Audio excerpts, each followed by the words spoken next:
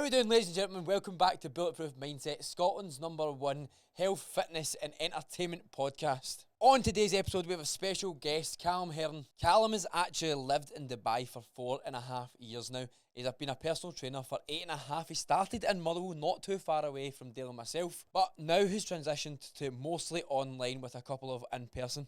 Now, see, to be honest with you, the best part about this was listening to what Dubai is actually like if you live there. Now, that was something that I was super interested in. I'm sure you'd be super interested in as well. He also went into his journey with bodybuilding, how he got there, how he started, and his peaks and troughs along the way. Now, remember to head over to Apple Podcasts and Spotify and leave us a review. And if you're watching on YouTube, subscribe to the channel. We would appreciate it majorly.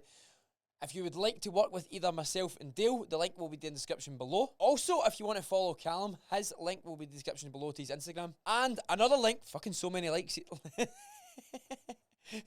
And another link, there's absolutely so many links here, to Bulletproof Coaching, the free Facebook group full of like-minded individuals like yourself on their health and fitness journey. Now, I think it's just time to get right into it. In Dubai then, like, a lot of people, like, also the types of gyms, I guess, it'll be in, like, you're living a lifestyle just now that a lot of people are aspiring to be. It's like there's a lot of people moving over to Dubai, a lot or wanting to move over to Dubai. It's only been the last couple of years I hear people speaking about it more.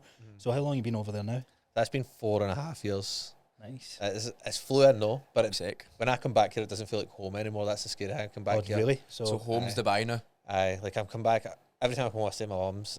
I lived in that bedroom for 25 years. And I come back and I'm like, this is fucking weird. Aye. Where's the pool? You don't want to be coming back staying with your mum and dad. Nah. I don't think that would feel at home to me either. So if I moved back in with my dad, but this does not feel at home. Aye. So I'm curious, like, how did it all come about? Is it something you always wanted to do?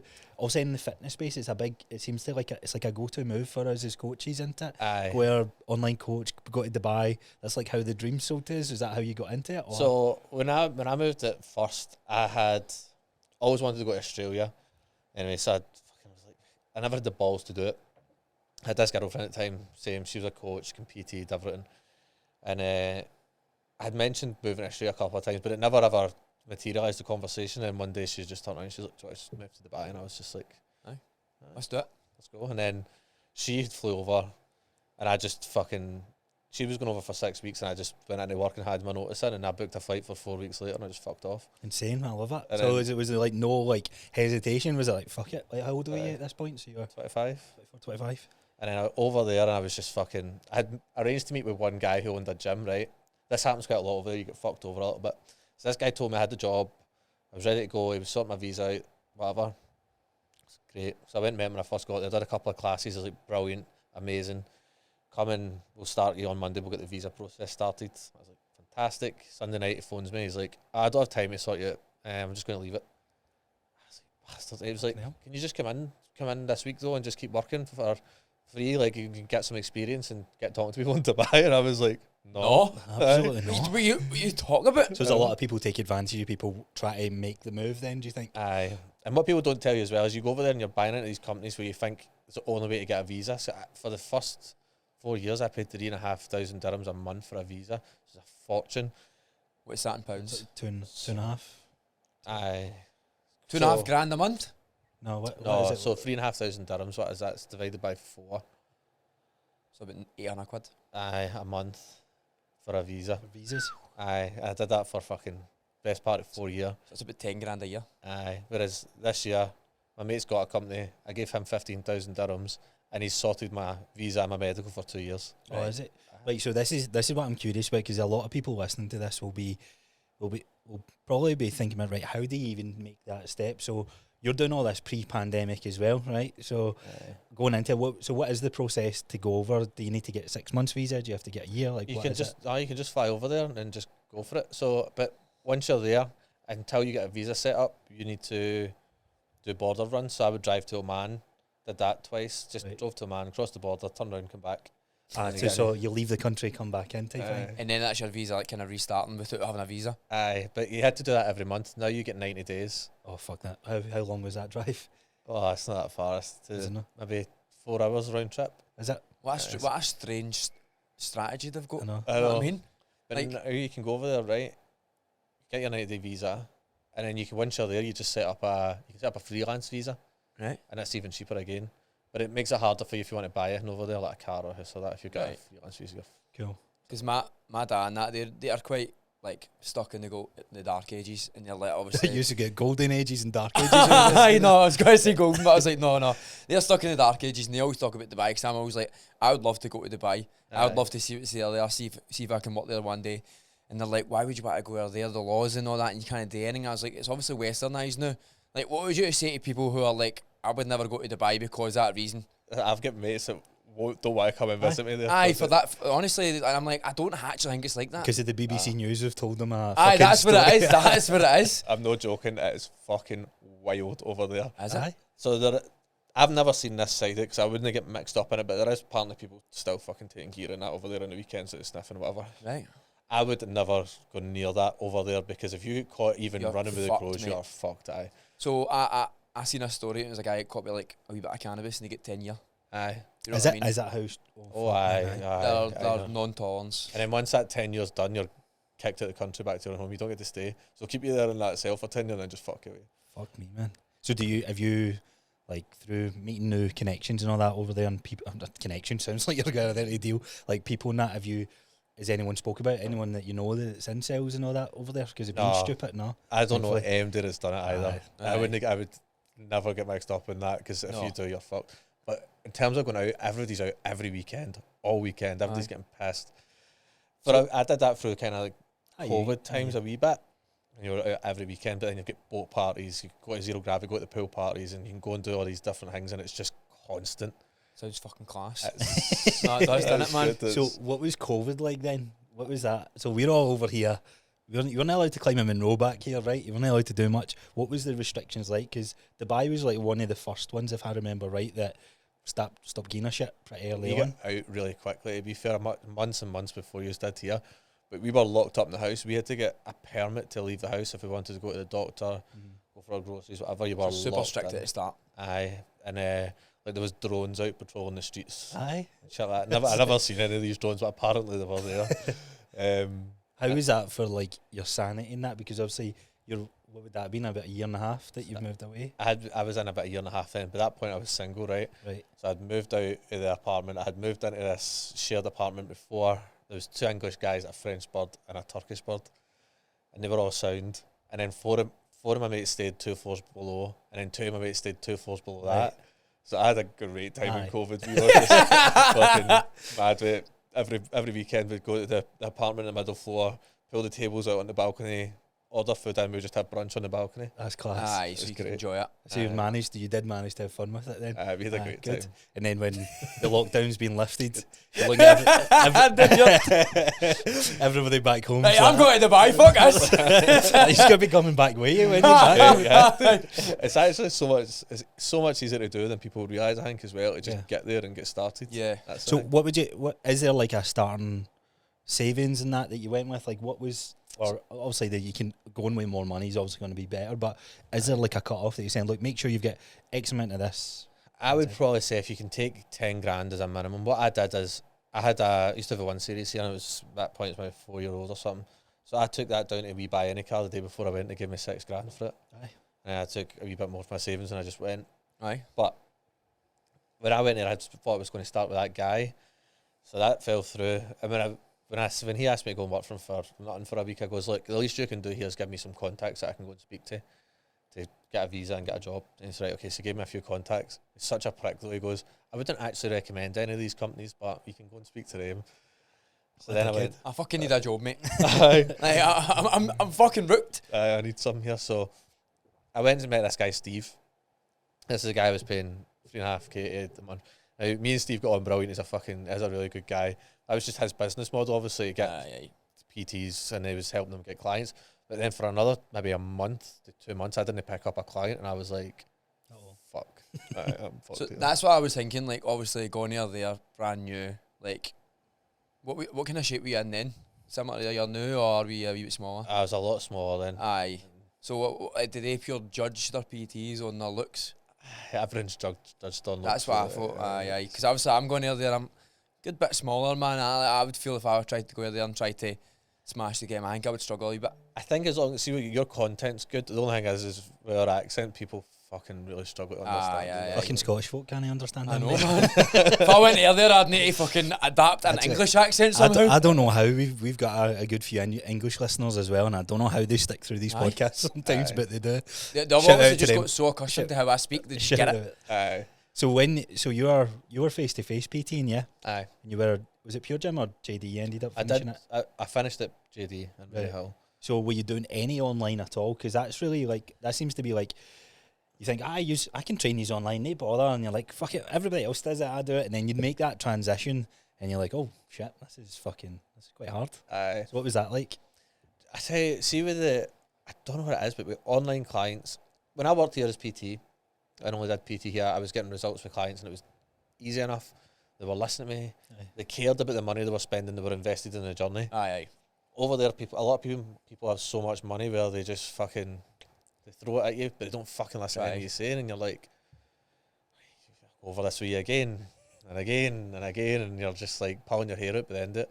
So with the online, I've always just found it easier. I don't know if it's because people are just more invested, especially when they're having to fill their sheets out and track everything, and I'm not there to hold their hand through the session. Aye. I don't know if that's partly why they're just finding it fucking easier, because they have to do it for themselves. Aye. It's the hardest thing, isn't it, when you pivot, because when you're there one-to-one, like, there is a certain level of intensity that they need to do in their sessions.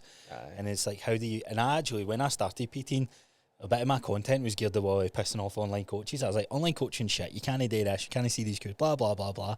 And when I've transitioned to online, I'm like, I can actually get a better service here, because it's long-term impact. Because how much impact did I make by holding their hand through that journey, through that's a big issue. 3 sessions a week, 4 sessions a week? And what I've done with those clients is I went, right, we're going from 4 to 3. I've said that. I was like, you don't need to see me for as much as I love your money, but you don't need it.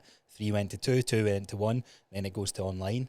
And if we see a dip, and I've seen a dip with those clients who were consistently showing up to the gym 4 times a week.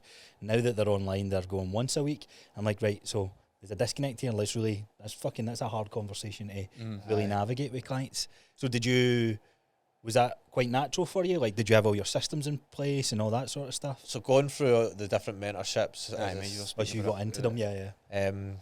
So Tony in particular, when I did his, he really helped me set up the systems and all that. And then I've kind of upgraded sheets and upgraded different processes, and that really helped me get going. I think because before I was doing a bit online, I maybe had like 5 clients or something up until that point, and it was my sheets were alright. It's getting a bit of information. I was still managing to get results, but now after upgrading everything, you know what it's like. You can get more information. You can ask better questions. Aye. Getting more out the clients. Aye. More engaging questions, so you actually understand what's happening with them. Proper insight into what they're doing. Aye, they're weak. That's one thing I try and get them to give me more information on. Like, I've got all like, okay, your fucking sleep's good, your stress levels, everything. Tell me what happened in your week as well. Like, why was that day a bit more stressful? Like, fucking give me a wee bit of an explanation. Yeah. I love the clients that will, like, I've got a client, and she always writes sorry at the end of it, because she gives me a huge paragraph, and every time I'm doing her check-in, I goes, you're one of my favourite clients to train, because I can talk about life, like, I can talk about everything that's going on. You tell me your stress is a 10, I'm going to have more questions off the back of that. It's got nothing to do with everything else. So but then the client's like, okay, all good. Brutal, man. That's when we answers, and you're like, that's actually so much worse. Aye. You know what I mean? You want big answers to know exactly what's happening, because that's how you can get the best results. Aye, exactly. You know what I mean? You can get the best results if you understand what's happening. Aye. What was the biggest learning or mistakes that you made? Like, if you know, because I find see how my online coaching is for what it was 3 months ago to what it was 6 months ago. Aye. I'm like, I can't believe I didn't even ask these questions before. Is there anything that jumps out for you?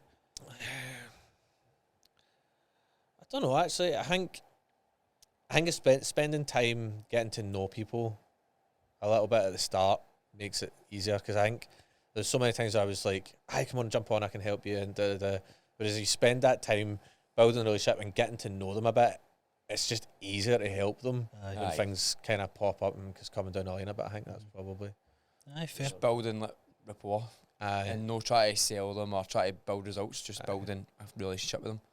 See, this is what I love, because I've got so many clients that do come back to me and they're like, fucking, I absolutely love working with you. Like, you just care, and I'm like, aye. And I just want you a wee bit of goodness. Aye, you just feel class after that. Aye, because that's exactly what I'm trying to do. Aye. Oh, definitely. So so back to Dubai then, you're in the place where you're like, fuck, I've got neighbour to train. I've got wee bit of money behind me, but it was running out quick. So how did you end up finding your feet with that? So the boy Steve I was talking about that I was getting my visa from, he was back and he was like, right, I've got us a deal. He's like, I've got this fucking great deal. He's like, 2 years are going to this clubhouse, 2 years are going to that one. Callum, you and Z are going to fucking Jebel Ali. It's this wee village, right? Great. So we were the only ones that were allowed in the gym, and we had this village, and it was like 300 odd villas were all at this one gym. Oh, that was the village gym. Right. So we would get in there, and from the first week I picked up 5 clients. I was like, thank the fucking Lord. It was like the first, maybe it was like the first half of that week, and I was just like, wow, finally, like, we're going here. Type of people you're picking up, is it people international? Is this the first time dealing with like people from different walks of life and proper international? It was the first time probably having such a varied client base, but my very, very, very first ever PT client, right? This girl walks into Pure Gym, and it was my first week maybe, and this boy Malky, one of the PTs there, goes over and he starts talking. He was like, I don't know, I've got somebody for you, and he comes over and he's like, I've got a client for you. I was like, oh, mate, thanks very much, that's so nice. And he starts laughing, he takes me over, and it's just mate, this Romanian girl who can't speak a single word of English. Done you right in. But you know, she started, right, and she was like, her pal was there, and her pal's like, look, I'm the translator, so I was training her and her pal for like 25 a session, and we built up this relationship whereas we could start to communicate a wee bit better. And I used to wind her up because Pure Gym brought in these kettlebells, right, and it was like a 6 kilo kettlebell, but it was still that size, so I would hide the 6, I'd walk over that and then bang it on the floor and that in the face. Getting the banter on that. I wonder if that's the same two that walked into Gym 24, because we used to have they were Polish, right enough. We used Definitely know them then. a Polish, but this was the same situation. I thought it was weird, but there was a Polish PT and she wasn't in, and they came here for her, and they were just like, you know what, like the cultures like Polish and Romanian, like they're so different. direct. She's like, well, we were supposed to PT in the night, and Manny was like, you're going to have to do that. I was like, how am I meant to run a session when they can't speak it? So one of them spoke good English. I was translating the cues to her. I was speaking the cues to her. She was translating to her pal, and I was like, this is fucking nuts, man. What am I doing with my life here? And it was a free session as well. Like, I don't get paid anything for this, never mind it enough. So is it, oh sorry. No. Have you got any like mad client stories? Like, you've been PTing for a long, long time. We work with like loads of different people. There's always somebody who you train who is a wee bit mental. A nutcase. I've had a few. I've got this girl. I don't train her anymore. She was fucking amazing. It's Petra.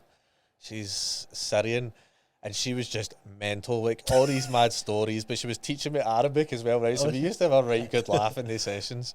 Just fucking carry on, and then I've got this one guy, right, Pakistani guy, Kasim. This is a guy I still go and train. Right. I train him 4 days a week at 5 PM. He's the only person I've got in the evening, right? Right. So the timing's a pain in the arse, but I've been training him for years, and he comes in, and I used to train his wife as well, right? But he'll come in and tell me all these stories of things that he shouldn't have been getting up to and that, and I'm like, and he's going, can you PT us both? Like, you hear mental things, but I can only imagine like you're there, it's probably a wee bit more mental in so I'm Scotland. like, come back and train the wife, and I have to keep my mouth shut and that, I can't say anything. Because you'll get killed. I don't know what's up with him. He's not speaking to me. He's a wee bit weird in these sessions as well. I don't know what's up. That's nuts. So, see, for people wanting to do one-to-one then, because I didn't realise you'd done that. I thought you were predominantly, I know you were doing a wee bit of one-to-one, but I wasn't sure how much a big driver is, because a lot of people get sold that dream going to Dubai online. It's like, I could fucking write a workout program, and don't know the actual trust that you need to build, the relationships.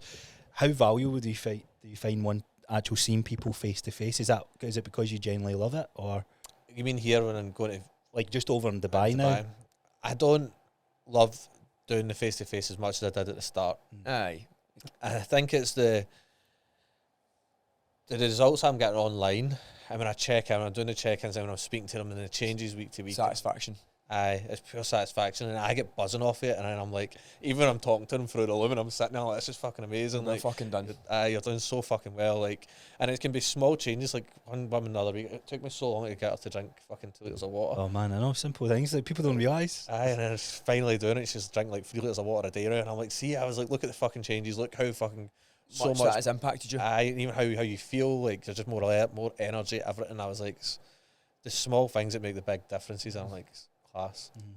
So you're going to pivot away from one-to-ones at one point, do you think, to scale your business a wee bit more? Or? I want to scale more online, because the ideal would be to be able to work for anywhere Aye. and travel. I want to go to Thailand later this year, and really I need a few more online clients to do that, and then I can be working when I'm there as well, go up to my check-ins, get some content when I'm there, just have a good time. Aye. But be there and relax that I know I'm there and I'm no, fuck, I need to rush back. To train somebody, aye. Aye. That's the crux, isn't it? It's the crux of everything just now. I'm in between that transition. I love one-to-ones, but I don't understand how people can make the jump straight to online training without doing that one-to-one. Aye. From a coaching cues perspective, because it does make you a better coach, doesn't it? Aye. So what's your niche of clients? Do you have a niche? Because you're like transformation type thing. Is that what it is? Is that what you're like? So I always try and like think of this myself. I'm like, right, how can I get my niche and word everything towards the people? Hard, who isn't Like, it? that one. Aye. and it is really hard because in my head I started this to help young guys who were when I was 19 I was really overweight. I wanted to fucking lose weight. Aye. And I know how I felt. So in my head I'm like, right, that's what I want to do. Help young guys get shredded, build muscle, whatever. But then I get so many female clients, and then I get them through these transformations as well, and I'm like, I fucking love working with you. It's like, Aye. there's a girl in Coatbridge, right? She was living in Qatar. She's from Coatbridge, and we only started working together in January. And you know when you just build that rapport with someone, and then they're making all these changes, and then they're coming back, Snowball, and they're like, isn't it? it's fucking amazing, and then you build that, and I'm like, I fucking love working with you. Aye. Like, it's so good, and I've got a couple of girls that are a few girls, and it's the same with all of them. You build that relationship, and you're like, fuck, it gives you such a buzz. It's great. So then you're like, oh, my niche was supposed to be young men, but It's changed. it's just So when I'm in JD, I say to all them, like, I do prefer training women. And mostly older women are like, that's a bit hang me. Because all the other guys in there are mostly targeting towards guys for that reason. Because they're kind of starting, they're like, well, I want to change guys' lives. And I thought the same when I started. But what I find with women is they listen to you more. Whatever you tell them, they do. And they'll also, see if they're struggling with something, they'll tell you. They're more likely to tell you, whereas a guy will hold it in his cell. Too much ego. That's Aye, what it it's is. too much ego. He's not going to go, I'm struggling to get to the gym for this reason. Whereas the women will go, I'm struggling to get to the gym for, and she'll list out the reason, we'll go, right, I can help you. And then because you can help them, you can see the progress. And I think that's what it is. I think they're more inclined to listen to you. Aye. And they're more inclined to get results for there. Aye, no, But definitely. it's weird, isn't it? Because you're like, I'm going to help exactly the old version of me. Aye. And then you get into it and you're like, I'm not really helping men do that. I think we're kind of sold that you need to have like a niche, and a lot of people Aye. think your niche has to be David, who's 36, that has 2 kids. Like, it doesn't need to be so fucking blinkered down. Like, there'll be commonalities that you have with the younger men and the women that you train. Aye. It's like they're maybe not happy with how they look in the mirror, and you're getting them to get stronger, whatever it is that you do along that process. Aye. So take us back to when for your journey then. So did you start, I remember you throwing up pictures a couple of months ago. I remember seeing it. I don't know why. We didn't know each other before. This is a pure spontaneous date, by the Aye, way. by the Like, way. When did you meet Monday? Saturday, I think. Saturday, aye. Saturday. Mate, I was the just first seen time that you Saturday. flew back, and I was like, we were just starting getting in the rhythm. We're getting guests on, so anytime I'm looking at my social media, I'm like, that'd be quite cool to actually hear his story. Aye. And then seeing you were back for Dubai, I was like, there's a fucking prime person. That's Fuck how I was it. like, I'll slide into his DMs. Well, It's I've been happening. following the two for ages, and we walked like Saturday. Twos looked up, we're like, oh, It's happening. It's happening. But it's always people love Dubai. Like it's this pure taboo place, innit? It's Aye. like people have been going, I love it. People haven't been going, oh, I wouldn't go there. Like, what is it actually like? You know what I mean? Come for somebody who's been there, stayed there for years.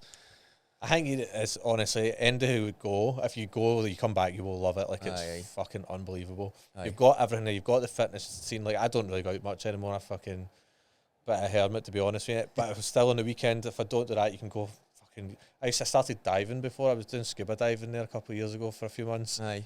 You can 2-hour drive down the road and you can dive and there's fucking turtles and sharks and everything. Just running Amazing. about, like... That'd be amazing, man. You can do I that. love shit like that. I've got a shite car over there. I've got a Shogun. It's like 12-year-old or something like that. Fuck it.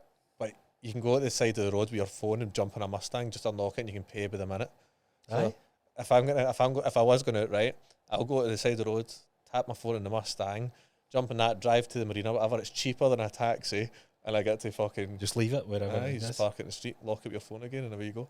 See, now when you're talking about, because you're obviously saying, oh, the laws are dead strict here, but, and I heard this for like Richard Dixon, his perspective on it. He goes, I'd rather live in a place where somebody's going to steal my watch to get their hand cut off. Aye, Like, yeah. I'd rather, like, that is, there's a sense The of laws are security there. actually like, Aye, the because laws are this. If you fuck up, you're getting done.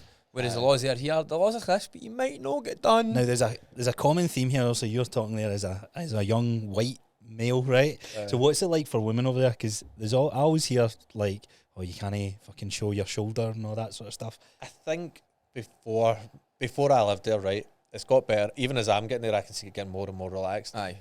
So girls can walk about. I know one girl from Glasgow. She went there on holiday and she was wearing like her shorts were up here. You checking it? So she goes into the mall and handed a modesty card and they go, look, it's too much in show. Just go to the shop, buy something else, put on, or we're going to have to ask you to leave. Is that what they do? It's in malls. But anywhere really. Was it right? But see, as long as you're like respectful, you're never going to get in trouble there because as long as you're doing everything you're supposed to do. So they'll give you a warning if it's anything like that. They'll know just fucking. I think what you're saying, like that, it comes from a place of respect. The warning, it's not like you better cover up or like no, it's like a respect nicer conversation because it's an Islamic culture, isn't it? Culture. Aye. But they're so chilled. Honestly, you like it is the safest place in the world. See if I'm in the mall, right? I'll be sitting at Starbucks in the mall and the toilet's at the other side. And I'll go to the mall, go to the toilet. I'll leave my MacBook, my phone, my car keys, everything sat on the table, and I'll go to the... Right, because them, they know if they steal, you're getting done. Did you see because the laws are strict. There's a guy who done a wee TikTok reel, and he's like, I'm going to leave the keys. He had the car was next to it. He's going to leave my keys, my wallet, and my iPhone here. And we're going to go away to, I think they went to the mall. They spent like 4 hours away and come back to see if it's there. And I was. And I think, like, to me, that regardless of your views on the fucking religion or whatever that's going on, that there is a sense of security there that you would trade. You would rather that than anywhere else. Well, I get sent a video of somebody getting chopped up maybe a month ago in Glasgow, right? And I was like, oh, fuck. Was that guy with the leg and he's... No, it was somebody showed me a picture. You see him, he's like, you might fucking take my arm and my leg, but you'll never take my life. I'm like, you're going to die. In 10 minutes, mate, you're dead. Absolute idiot. And if you don't, like, they're going to come back and get you just for saying that. Like. Stupid, isn't it? So it's mad lifestyle. But so take us back to your journey getting into health and fitness. So you left, like, coming up through school. You always interested in fitness, or is it you? When I was like 16, I started going to the gym, right? That's another one. I'll be open about this, but so fucking this guy I started gym and goes, "See, D-ball take them off." I was like 16, I was going in, and then within about a month, I was fucking dumbbell curling 26 kilo dumbbells. I was like, what is that paracetamol? That's some strong paracetamol. Who's this guy? Who's this guy, mate? So, I'll give you his number. He's playing to JD. Does he? I ain't gonna know what guy it is. Do you know him? I don't know. No, I probably wouldn't then. But I saw, when I was 16, I was like, I seen a picture of, I remember the bodybuilder, his name Anton. Oh, no. Valiant. Aye. This wide Canadian guy. Wide shoulders, goes in fucking narrowed. C-Bum's pal, innit? Aye. No. Well, they're Canadian, Aye. They're in that Canadian. Aye, they're pals, you know. So I've seen this guy when I'm like 16, 17. So just as I signed up to Instagram, I remember fucking just on Instagram find this guy, and I'm like, I want to look like that. We've all been there. Anyway, so then I used to do BMXing, right, and I was always like a beanpole my whole life. I was so skinny. Anyway, so I used to work for my dad, and one day I was at work and I fell on a glass, right, and you can see that scar. Yeah. Aye. My hand doesn't open up, and it's like so skinny in that. Right. In there, that's. So when I did that, I went for like, I was probably like 65 kilos or something to, I don't know what that is in stone, but I measured it in stone at the time, and I went up to like 17 and a half stone within about a year. That's like 7 stone. I was so fat, and I was like, I got to my brother-in-law's stag do, right, and that typical thing, I looked in the mirror and I was like, whoa. 19, youngest guy there, and I just hated what I seen, and I was like, I can't do this, I'm going to Ibiza next year with the troops, I need to fucking look and feel good. Mm-hmm. So we get back for, that was in the September, so it was at a year, right, and get back for Magaluf we were in for the stag do. I was like, I'm not starting the gym, I'll wait till February, I'll wait till the 1st of February when all the January news starts off left. Classic mindset, eh? I've been saying it for months at this point, right? So the 1st of February comes around, and I was like, right, I need to go and do it. Fucking way up to Airdrie Sports Centre and signed up. And then in that time for the 1st of February, I went away in September. I'd managed to get myself a 6-pack. I turned up on holiday and everybody just went, what the fuck? Yeah, you were on that grind on your own, like that beast mode on your own. I was just in there hammering it. Right, but I didn't know anything. I was going to say, where's your education come from at this point? You're just Googling, how the fuck do I get abs? And then you've seen all these six-pack workouts. So I used to have Snapchat, right? So I'm on Snapchat, and there was this Australian boy, Robbie Frame, who used to compete in the WBFF. And his fucking Snapchat story was class. It was just constant value content. And I'm on there watching it, but what I remember exactly what I ate, I had 50 grams of oats every morning with water and whey. Nice. I didn't blend it, I just fucking drank the oats the way they were. And then I had chicken and broccoli twice, 30 grams of nuts later on, and an orange, and chicken and broccoli again for dinner, and that was it. And I ate that for fucking 9 months. It's horrible. And it's funny looking back at that now, because you didn't know why that was working, but then the understanding, right, I was sometimes having takeaways, sometimes I wasn't. I was eating McDonald's, I wasn't. And then I just refined a routine of food to have. No processed foods, high protein, high calories. People look at that, it's like, oh, I'm not having nuts and an orange. That's what it is. So people are going to listen, I'm going to have nuts and orange with my after meal snack. But so you done that. Is this when you started getting a lot of attention then from a physique perspective then? Have you had that prior to this point? I just, I literally just went to this wee skinny thing again, because I was like, didn't know anything about training. Shredded.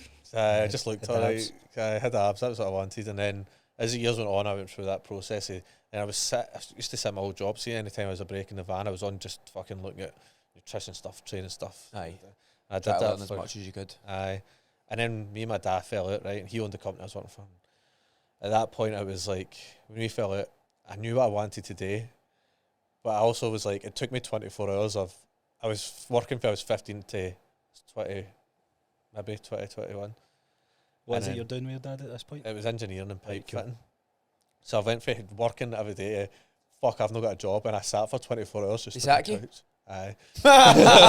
Did he sack you? Fair enough. I jumped out and I thought, I'm fucking done with you now. He goes, you're sacked. And then that was it. We didn't speak to each other for 6 weeks after that. But I bet you look at it at the time, you must have been like, fucking fuck family, whatever. But I bet that was one of the best things that could ever happen to you at that point.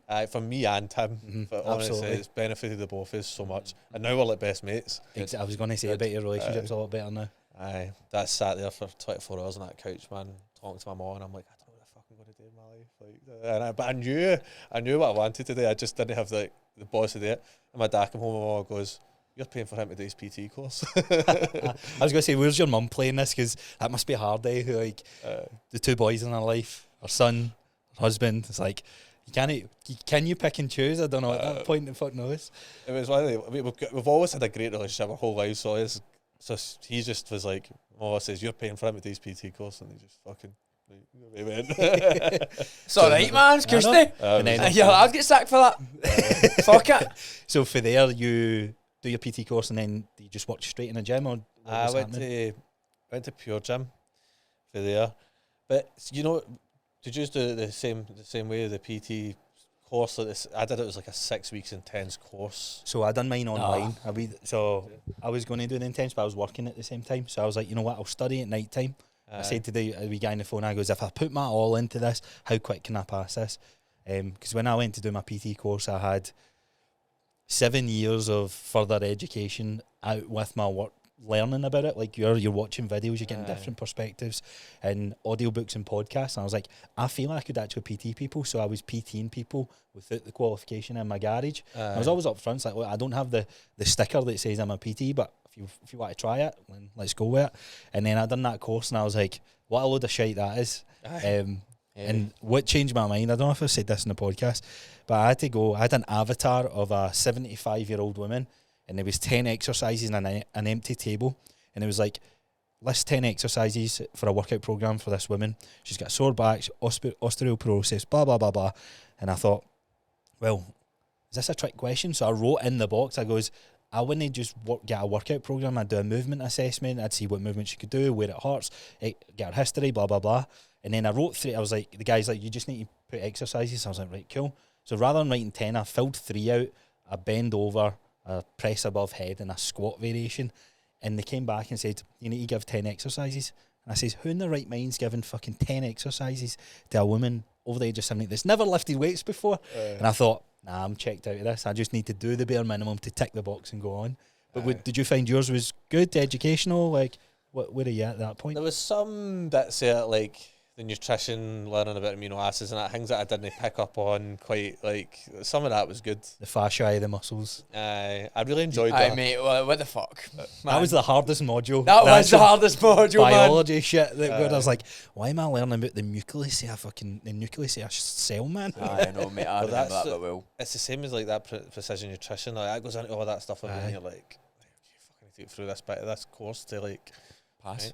Right? Aye, but I don't know why, but I really enjoyed when they did the heart bit when you were learning the ventricles and the valves and that. I was like, this is fucking cool, man. I feel like a doctor. I feel important. But that's probably the least thing you'll ever use. I know. Yeah, your left ventricle's fucked, mate. Can't bench press a day. Mad. So did you come out into a job then? Because they get you job? So they bring in like people for Pure Gym, the gym. I mind who you said you done it through. We'll no name names. Why? What? Why? Well, if you want to name names, you can name names. The course, you mean? Aye. It was a training room. Oh, was it the training room? Aye. I must have been speaking to somebody else then. They said that was for somebody else. I did the training room. It was alright. It was good. I mean, it got us fucking into the gym. Aye. And that was the main thing. That was the purpose, wasn't it? Much was the 6-week course then? Because I think people think, like, obviously you get a PT for fuck all. I think it was maybe £1,500 or £2,000 or something. Right, yeah. That's about the base. The going rate, isn't it? Aye. I think it was somewhere around that. And every lecturer, Jenna, was fantastic. We all loved her. She was really good. So we did that, and then I started in Pure Gym. But see, when they were bringing, I had this conversation with a client the other day, right? And he messaged me. He goes, "Look, I'm fucking really disheartened. I'm going into the." I posted it on my Instagram because I kind of just wanted to stir the pot. So I've never done anything like that before. So he messaged me and he goes, "What do you think like when you go into a PT and the PTs are basically seriously overweight and they're drinking Coke, mate, full fat Coke, and He's got a fucking strong opinion on this. Aye, got a strong opinion on it. See if you get full fat Coke in the fucking staff room, nobody cares. But you're going to walk about the gym in front of your audience who you're trying to get business off, drinking like fucking Red Bull or Coke. Pizza slices and all that. Like, generally, we've seen some mad shit. Like, I'm all for like we've talked about cheap meals and all this before, but I'm all for like the teams ordering in to want all get something for Roma or pizza or whatever, but that used to happen quite a lot in one of the gyms we used to work in, and I was like, you should be keeping it hidden if you're going to do it. Aye. Do you know what I mean? It's no for the fact that you can't eat that kind of food, but if you're in that environment's for one thing. Aye. Do you know what I mean? And that's to get better and be healthier. Do you know what I mean? And if you're going to do that, do it. But I mean, keep it hidden. Keep it in the staff room, Aye, keep it in the staff room, 100%. Like, I think, I mind that tell you I've done a business course, and the first thing is mindset. Do you know what I mean? Of a PT, and it's you need to be training well, you need to be eating well, you need to be doing everything well. Now I agree with that. You know what I mean? Like, you need to. Like, my client comes in with a Iron Brew energy drink, and I was like, I wish you didn't bring that with you for a session. Do you know what I mean? And she'll know what I'm talking about. It's just listening.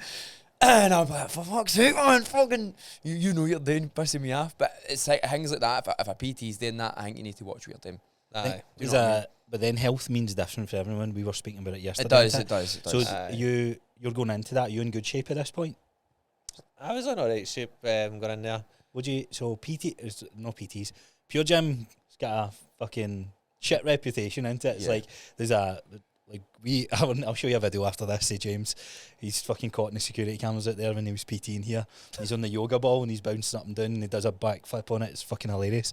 But I was going to post that and go, Pure Gym PTs be like, because there is a misconception like Pure Gym PTs are shittier, but it's not. But no, that is. And it's. If you go in and if you're aware of it, you can see why. It's because of that exact reason. You're like, they're not paying attention. That person on his phone. It just takes one person to ruin the experience for others. And I used to say this to the guys at Gym 24. I goes, if you deliver a shit experience to your client, they go to New Age, which is up the doors, and then they're saying to everybody in New Age, the PTs doing it at Gym 24 at shite. So I says, we all need to hold each other accountable because I want a fucking good reputation, and if you're fucking ruining it, I don't want to work alongside of you. Yeah. You don't realise that, don't you know? I know. So what's the reputation? What was it like going in there? And Motherwell? Aye, Motherwell. Right. So we had a very, very close team, right? We were in there and we were best mates all years, right? It was class. But it was good. But it's also had a fucking very negative impact then because you're spending more time in the staff room having a laugh, having a carry on, instead of out on the floor working on your business. So I picked up some clients there, but I could have probably in Ramped it. hindsight had that ramped right up and been a lot busier. But I was Having just a laugh. fresh in, and I was having a laugh and wasting time. Aye. That's Well, what you you're do, young mate. That's what you do. Young Aye. at this point though, and there's no really much self-awareness into it. It's like, well, there's more to life than you're not thinking about business. You're not thinking about, if I walk out there and I'm always busy on that floor, people will see me being busy, then they'll want to, like, you don't think about all these strategies. And that's why mentoring's pretty good, because you're like, oh, I never thought about that. Like the You're more mindset that likely you need to to get have. on that grind and go in and actually speak to people, etc. But like, I know, like, when I went first into a gym, man, I was like, I was engineering as well before. And you go for that kind of environment, which is kind of negative, boring. You're having a bit of a laugh with some of the guys, but some of the guys are fucking so negative. And you go into that environment, you're having a laugh, man. You're like, this is fucking great, man. Everybody's You're on shift, things. man. You're like, you're just having a laugh all the time, and then you're knackered because you're just laughing all day. And then you go to work and you're like, I can't bored. And then you're not making any money, and you're like, but it doesn't even affect you because you're having a laugh. Having such a good time. You're having such a good time. How long were you there for? In Pure Gym, I actually get sacked for Pure Gym. Oh, did you? Aye. Go So- fucking tell us this then. So yeah. I was going in, I got the Saturday morning shift as soon as I started, right? And I get Saturday or Sunday morning, it's one or the other. That's what they always do, mate. They give you the shitey shift. And I was lumped with that the whole time I was there, right? The apprentice, isn't it? Aye. Shit jobs. And I must have been I think I was there for at least a year or so. Anyway, fucking in there every morning, Saturday morning, 6 a.m. My classes don't start till like 9. Right. So I've got 3 hours in the morning, I'm doing fuck all, and there's nobody in the gym. So I go in first thing I do every shift, go around and I sign off every check. It's all done already. Everything's done. I don't do any cleaning, and then I go and have a fucking nap in the staff room. So one week I didn't sign the thing, and the big manager came in That day. Big manager, it was big boss. like the regional or whatever you call him, right? So he's come in the following week, and our gym was his base gym, but he wasn't there all the time because he was going around to all the other gyms. So I was went to the office and goes, Callum, I've checked the CCTV, and no, you've been in that staff room. So I checked back the weeks, and you've been doing the same thing every week. It's like, You on bright red at this time? Like, oh fuck. but he was a really nice guy, right? But there was a couple of other PTs that started that were causing problems, and he had to set an example of something. He goes like, I really don't want to do this. He was nearly crying when he done it, and he was like, I have to fucking let you go. Probably the first guys, probably the only guys ever had to sack, mate. You've ruined his life.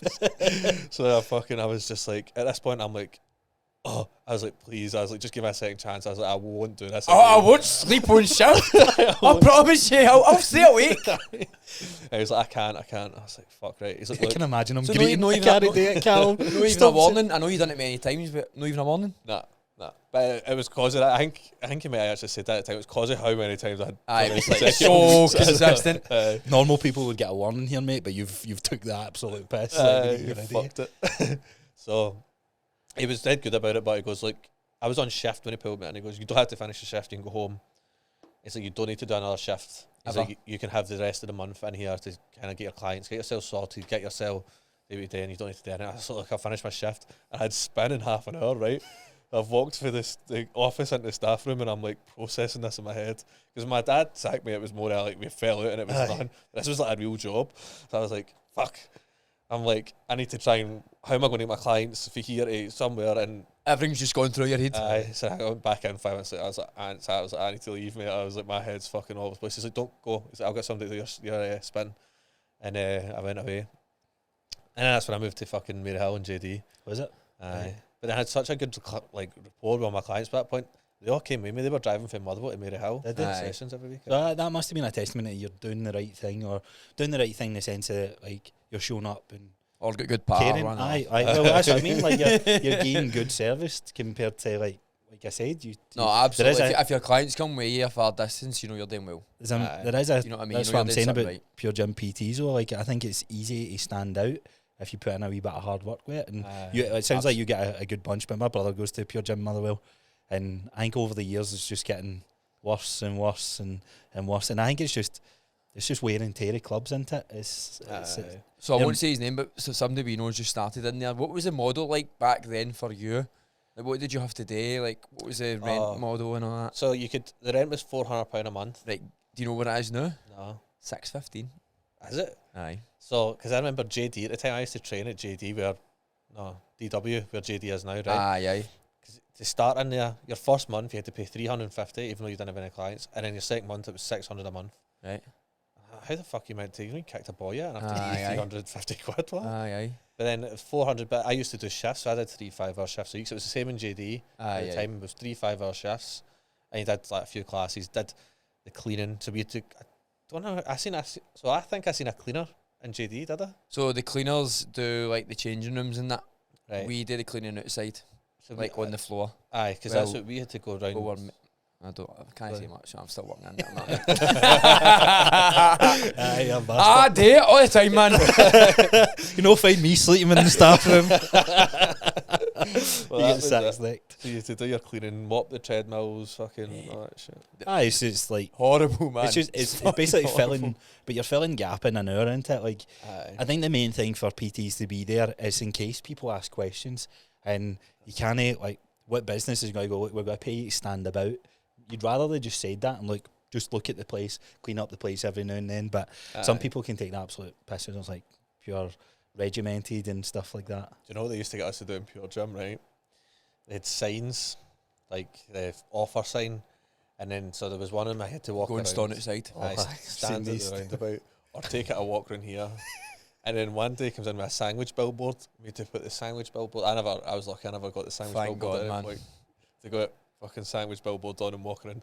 But also, everyone in fucking Motherwell's coming to Pure Gym, right? So we've got all these members that like younger girls, older people, whatever, birds that you're chatting up there. I know what I was just about to say, man. Don't look at me today, please. Aye, so then you get somebody drive past you and they fucking took the horn, they're laughing at the window. You Yeah, carrying fucking this wanker. sign, and you're like, oh, for fuck's sake, man. Did you know love the company? They're to grow their business. And that. So, like, I'm trying to personal train. I'm trying to grow and be a coach. So how did you get into JD? Was it a job came up? Was it just pure luck? Wee bit of chance? I had just opened at the time, and in my head I thought if I move into town, there'll be more business in there, there'll be more people in that, which wasn't true anyway. And it was just Is it no? because like look at how busy that is down there. Oh mate, it's crazy, I isn't mean, it? it's unreal. See, when you think it, that's what I said to Insane, James. For PTs, we need 20, 30 people to fill our books. And you try to tell me, like, even I looked at Wisha alone. That's when I made the decision to go into a gym in Wisha. There's a few gyms in Wisha. And I was like, how many people in Wisha? It's like 33,000 population of over 16s. And I was like, I need 30. Can I not market myself to get 30 people to work out with me? I was like, absolutely. And that's what I was always told, like, no, go into Glasgow, go to fucking Edinburgh. And I was like, no, like, fuck travelling in there. It's like, oh, but you can charge more. I was like, I'm going to charge what I want to charge where I am. And that done If really you're well staying for in me. there or travelling in there, whatever you're charging extra, you're paying in some form of rent or petrol or travel or trains, you know what I mean, to get there. Aye, well, I used to drive in there every day. It was like a 20, 25 minute drive. It's paid an arse. And you need to make sure your clients are in that time frame, because if they're not, then you need to go back and forth. Aye, exactly. I mean? If you don't fuck eye split shifts, they're the worst. Aye. They can mess it up when you need to do a split shift. Unfortunately, I stay 5-6 minutes away. So I'm always here anyway, but when this place came up, I was like, I drive to Wish, it takes me 25 minutes, or I can drive 6 minutes. Like, even the cost of trying to rent a building, electricity, I was like, I'm going to make that back, and I'm going to have my own place. So it was like a no-brainer to like take the leap in that. Aye. So how? Sorry, I was just going to say, even the kit and everything you've got here, but everyone's class. I know it's good. I extremely lucky.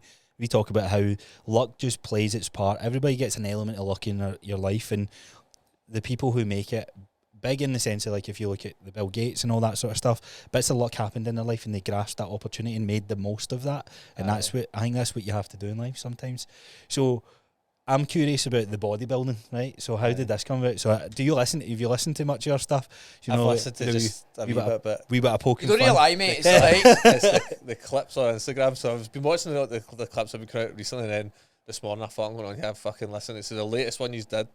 That was posted on Spotify. Aye. Aye, that was the calorie Body chart and all that. calories. Aye. So, I'd love to hear from your perspective. So we had our mate Jay on, who's big on bodybuilding splits and all that sort of stuff. So this is when was your first competition? So you've done a few. Done a few. I've done 4, I think. Right. And I take it the goals to continue to compete. Aye. You've like tripled in size since I've seen you in 20. What was that? When was that one at the Civic? I think that was 2018. Aye, so since 2018, so you've done a few then. I did another one that year, right? And none of the 2 shows did I nail the prep. I was fucking the diet up, everything like. I'll actually want to hear your journey with it. So why doing it in the first place? So you've obviously seen Instagram, seen bodybuilding, you're like, that looks fucking cool. And is that it? Is that what the So, hook became? I was talking to the same bird I moved to Dubai with at the time. I was talking to her and I'm going, I kind of want to do this. And she goes, fuck it, just do it. And I was like, do you know what? Fuck it, I'll do it. Because if I don't do it now, Never do it. She goes, fuck it, I'll do it. And I was like, all right. So the two of us decided to do it. So she won the overall. Right? She smashed it at the park. So then we go on. I do another one later that year. Then we moved to Dubai, and then we're both doing one that year. She went on and did the British in the World Finals and all. Did she? She came fourth in the British and then second in the world, right? Who is it? Amy Robertson, her name is. Is that? She's from Bodwell. No, I don't. I think it's. We're actually still really, really close mates. Yeah. We're actually got on really well. So Aye. I was in the same place I do in Dubai. Right. So we both did that. She smashed it, and then fucking the following year, I think she done it again. The two of us did the same show again. We came back here, and we did Manchester. That was the last time I did it. But at that time, I wasn't staying at my parents' house. So my mom wasn't fucking sabotaging maybe chocolate and that. You were on the Hard, ball, isn't it? dialed in. Hard. It's fucking hard. But see, when you're in even my house now, I don't really keep chocolate like that in the house. No. But when I want some, I'll just have a bit. That's what we do, mate. Same. Aye. If you want to go and get something, have it. But if as long as you've not got it in the house, you're not going to Sit and overindulge think all the about time. Because it's in the house, you're like, that's fucking sitting in my fridge. Right there, man. That's what that's what that clip was about the other day. Because that was in the middle of my prep, and I'm getting right to the last couple of weeks, and I'm Horny for realising chocolate, man. I'm getting horny for anything that's no fucking chicken and rice, man. And I'm like, I went to Gillian's mum's, and no joke, there was about 10 chocolate bars, like big share bags and all that. And I opened the cover and I was like, no, and I shut it and I was like, no, come on. Had my salmon and my fucking asparagus, my fucking dry as fuck meal, a bit of salt on it. Everybody goes to bed and I'm like, I'm going back downstairs and I'm waiting. John's like, you alright? I was like, I just can't get to sleep.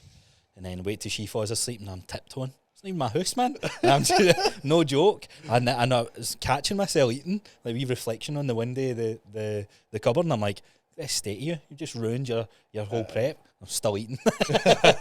But so, are you working with MD during this, or you kind of finding your own journey yourself? So on the first show, I just started talking to Tony. He was doing the posing. The second show, Tony coached me for it. But like, I would cheat my diet, right? And I would go to extreme gym the next day, and Tony done, you're looking really full, mate. You alright? And I'm like, nah, I'm not eating, man. Blatant lies. I fucking know. That's the thing. You can tell when somebody's lying to you, right? You know? You can. And he's like, all right. And then, but that prep, right? I had been sent out to do the flyers for Pure Gym. So I drive from Motherwell down to Hamilton and fucking go to McDonald's, and I fucking pick up a drive-through and fucking looking about to make sure nobody can see me, right? I drive around the back of the fucking bin shed bit, and I'm sitting there fucking in my car watching a McDonald's. I don't think people realise how much fucking damage you can do. Have you noticed, like, then, did you start understanding, like, is people, there's an argument that is fitness and healthy is these bodybuilders, right? And it's almost like a completely different category because of this shit, because it's hard. You take your diet to such an extreme state, you start finding out, like, questions about yourself, like, why am I hiding behind McDonald's car park like now, eating a cheeseburger? Like, who cares? Like, you know what I mean? Who cares? But where are you at now with your bodybuilding journey? Well, the last time I did it, I prepped myself, right, and I was too small, but I did look unbelievable, not to blow my own trumpet, but I've seen pictures, but I don't know what one was what, but aye. I got in good condition for that last one, and as I said, wasn't living in my parents' house with no chocolate in the house, so it was just dead to eat. It was actually a lot easier doing it that way. Aye. Well, I guess you've found the experience for the previous ones and going, it didn't work when I'm living with somebody and they're eating chocolate, so either can I order this in, or if you do, you need to hide it, because I'm going to find it type of thing. What did you learn from each of the shows then? So working with a coach, what is different to your prep, that last prep? I think when I was working with Tony, if I had listened and done everything he'd said, I would have looked probably unreal. But I just looked fat because I kept fucking everything up. Really? Was it? Do you think it was that? What was like the protocol for it? Because there's so many ways. I'd be curious to hear his take, because I'm not in the bodybuilding space, but I see a lot of people going into bodybuilding and like 16 weeks out of their show, there's like an hour of cardio in the program already, and I'm like, how are you sustaining that? So Tony, the way I actually do this with even my clients, and if I start them in cardio, Tony done the same thing with me. If they've got no cardio in their plan, I'll tell them to try and make sure they're doing 5 minutes warm up just to get things moving before they start a session usually. After that, the first cardio change, if I make it, is just 4 times 20 minutes. And Tony done the same thing, and that wouldn't have been the first change of that prep either. He would have started my food first. Right, aye. And then if things stop moving, right, okay, we were going to either change the calories or change the output. And that first move would have been 4 times 20 minutes and then take it for the other further. How long's that out? I started at 16 weeks. So I don't think he would have put cardio onto maybe 14 or 12 weeks. Something like that. That early as well, eh? Aye. But when I did it myself, when I prepped myself for the last one, I think I started cardio straight away just to get on it, just to get moving. And it was 4 times 20 minutes. But by the end of that last prep, I was doing an hour fasted on the Stairmaster. Then I would have my breakfast, do my clients and that. Then I would go train. And when I finished training, I'd do 20 minutes in the Stairmaster.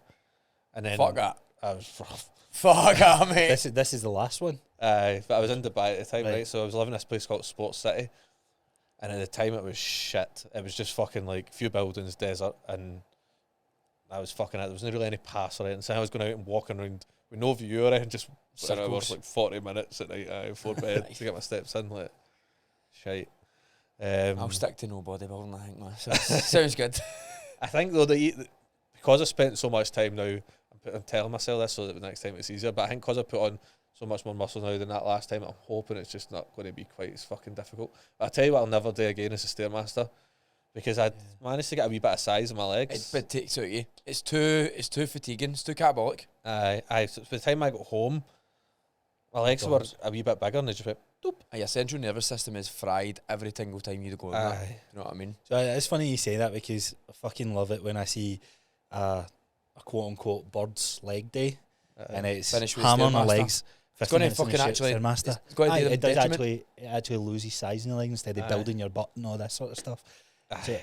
So your training style. So what would you do? Like, I guess going into your next prep, what's the goal with bodybuilding? What category are you competing in? So I want to go for classic physique, and I want to do it in a IFBB show. Right. But so I'm about when I cut there just before Christmas, the lowest I got I think was 93.5 or 94 kilos. The weight cap for my height I think is 106. And I wasn't even lean. Like I was lean, but I wasn't like how lean I would have to be for You've got a stage. good bit of size. So I probably would Maybe have been it'll go under 90 kilos if I'd got right down. Peeled eye. Aye, So so you get 16 kilo. I've got a lot of fucking muscle to put on. So you're going to go on that journey until you feel like you've got that muscle to retain when you. The other when thing you is I'm do going to be 30 this year. I was going to say there's a shelf life in it. Well, no, Aye. you look at Dexter Jackson, one of the oldest bodybuilders. Like there is fucking genetic freaks of the world, and but I think for most people there is a shelf life of like Aye, for sure. from even how stressful that must be from a hormone perspective. Like all the cardio, all the intensity, the workouts, and just a lot. It's a lot of food that you need to have at that size. So have you got? Is it like a cut off time? Like fuck it, I've got to this date. This is it. I'm thinking next year I'm like, right, okay, I'm going to be 30, so I'm just going to fucking like go. Whether I've put on Showtime, boy. hopefully I've put on a good fucking 5 or 6 kilos or maybe more with a bit of luck, but if I haven't, how much more time have I got to push it up? Yeah. And I'll be honest, and now I'm only 113 and a half ish kilos, so it's almost 18 stone. It's fucking uncomfortable. And it's not as bad. When I cut down at Christmas I was so comfortable, but I wasn't carrying as much body fat. So like, and I was doing cardio, not doing any cardio now. So like, I'm going up the stairs and I'm like, my breath. So this is what people, because you say that sentence like I was holding on more fat and a wee bit uncomfortable. People looking at you is like, what are you talking about, mate? You're not fucking overweight, blah blah blah. But there's a like more muscle mass in the sense of bodybuilding. There is a trade off with your health risk as well. It's like you said, oh, look at the size of that guy. It's like hear him going upstairs as well. Is a whole different thing. You need to move. You need to move that mass, no matter what the mass is. You need to move it. Can you imagine these guys that are like 300 odd pounds? That's what I couldn't see when you think about like.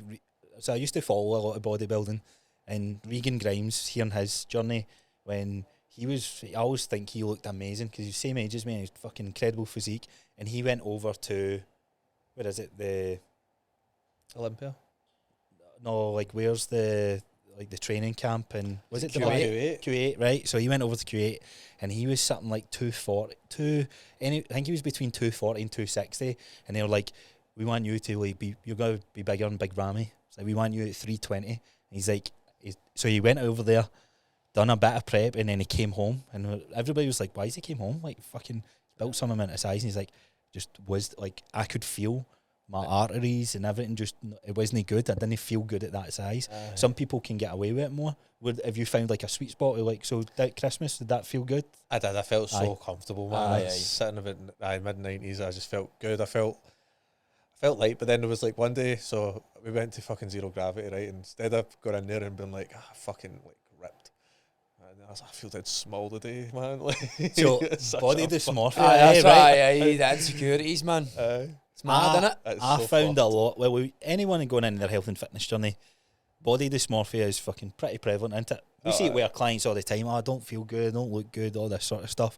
How is it doing bodybuilding? Because you're judged physically on your physique, right? And that is it. And that's it. And we give bodybuilding a lot of shit. That's why I was like, listen, no try to blindside you. We're going to have no fucking weird, get a hard stance. But truthfully, do you feel you've got a good bit of body dysmorphia because of bodybuilding, or do you think you've always just had go it? through, and I mean, when I say I go through phases, I go through phases throughout the day. Wake up in the morning like, oh, Callum, fucking American Psycho and all that type thing. I wake up in the morning and I'm like, fucking yes, like, look alright. Then I'll eat 2 meals and I'm like, fucking hell, I'm fat, man. Like, Do you?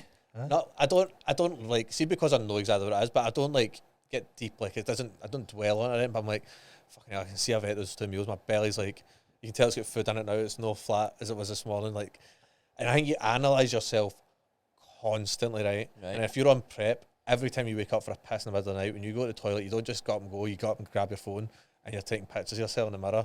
Because you need to be obsessive over it. Aye. So it does get fucking quite obsessive, and then when you go for, I was so fucking lean to off season. This is the other thing. See, although sometimes I look in the mirror and go, fucking look at fat today, I'm also aware that this is the best I've ever looked in an off season because I've got so much more muscle now. Yeah. Because the last time I was this weight, I looked horrific. But I'm like, right, okay, actually, if I stand under a light and I squeeze, I can still see my abs. Like, I've never had that before at this weight. So there's a picture you always taking. I don't know if it's changing now, but some good fucking lighting in that. I was like, there's the spot. I was like, that's some spot there. How did you find the lighting in JD? Shite, but you know. no, mind. I seen it. There was there's that mirror as soon as you walk out the changing room door into the gym, and I'm like, oh, perfect, but I can't take my task. So obviously, I've told it in the podcast, but there was a lassie that came in. Obviously, she does OnlyFans.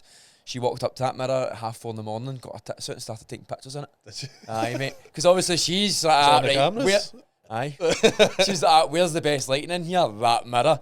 So I've actually seen people taking pictures in that mirror just in front of everybody. They're like, fucking boom, man.